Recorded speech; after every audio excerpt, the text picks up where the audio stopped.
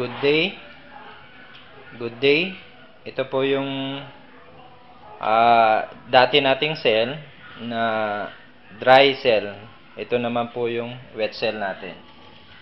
Ang iano ko po sa inyo, yung disadvantage ng dry cell. Ang disadvantage ng dry cell pag naglinis, kailangan pang baklasin. Okay? Kailangan baklasin para linis-linisin bawat plate.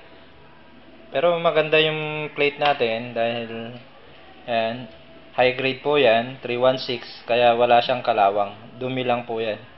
Kasi minsan, yung customer, naglalagay ng iba't ibang tubig, kaya ang nangyayari, nako-contaminate yung tubig na napupunta rito, kaya yung dumi niya, naiiwan dito.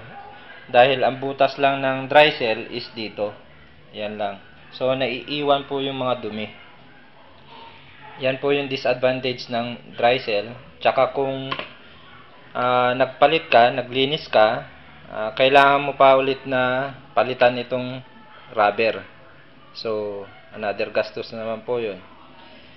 So, ang advantage naman ng ng dry cell ay wet cell. Ang wet cell naman po, ito yung 2015 model na natin ngayon. Ayan, wala po siyang rubber.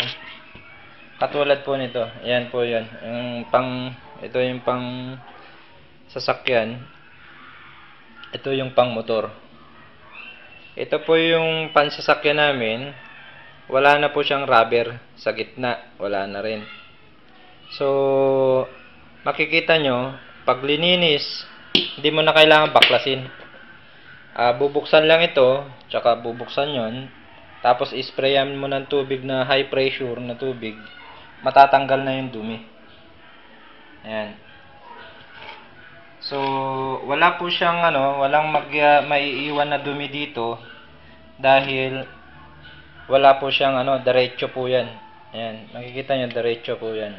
So, laglag po lahat yung dumi. So, hindi mo na kailangan baklasin pa.